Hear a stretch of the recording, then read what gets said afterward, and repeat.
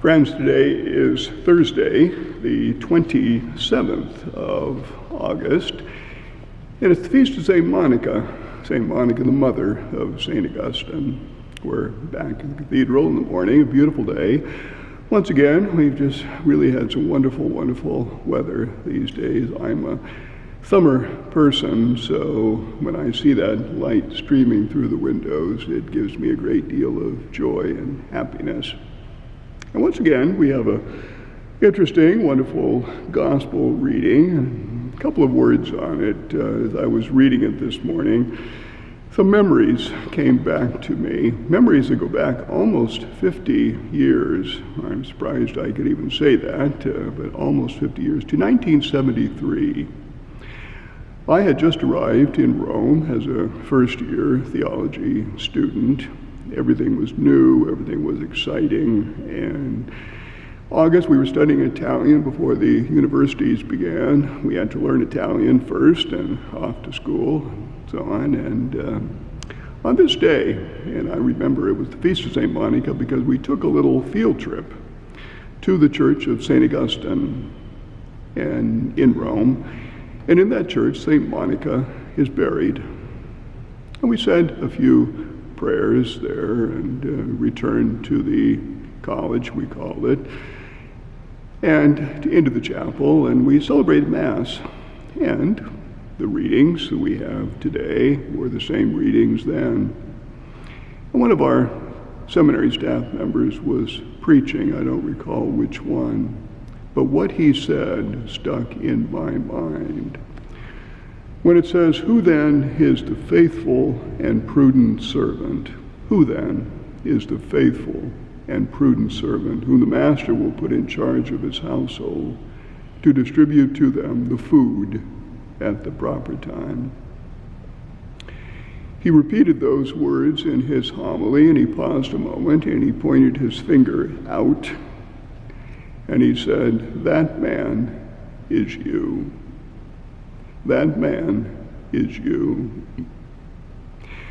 And that has stuck with me ever since. I had heard this gospel before. I had been in the seminary already for 8 years. Heard this gospel before, but I never thought of it in a personal way. What the reading is dealing with is this kind of in-between time. I say in-between time, meaning in between the first coming of Jesus and the second coming. We're coming towards the end of the Gospel of Matthew, where Matthew focuses on the end times,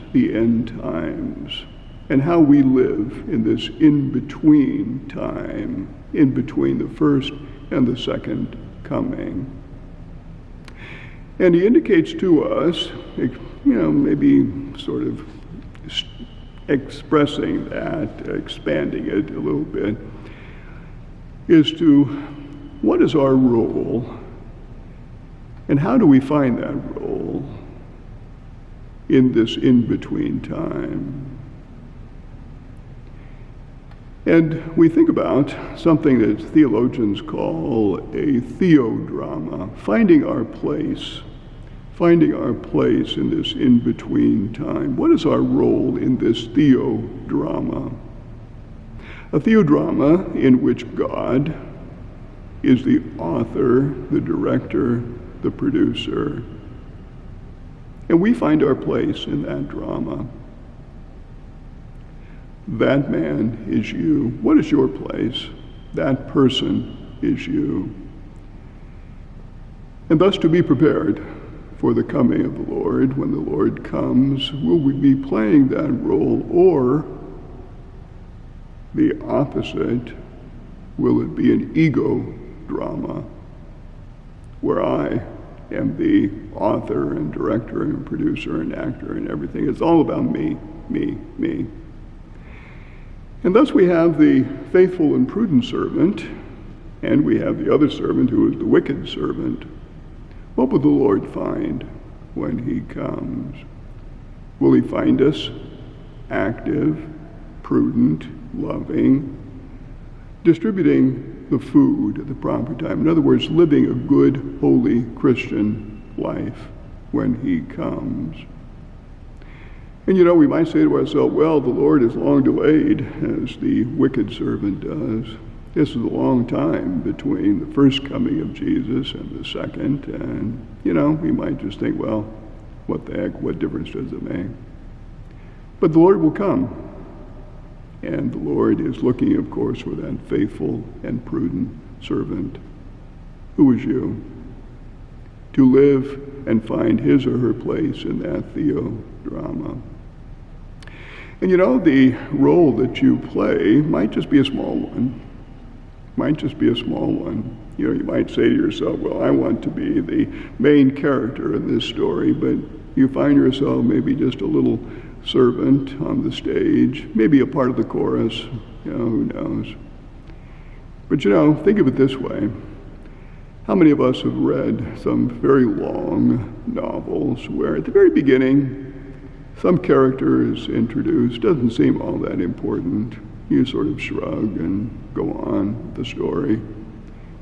But 200, 300 pages later, all of a sudden, that person becomes the fulcrum on which the whole narrative moves and becomes the central character.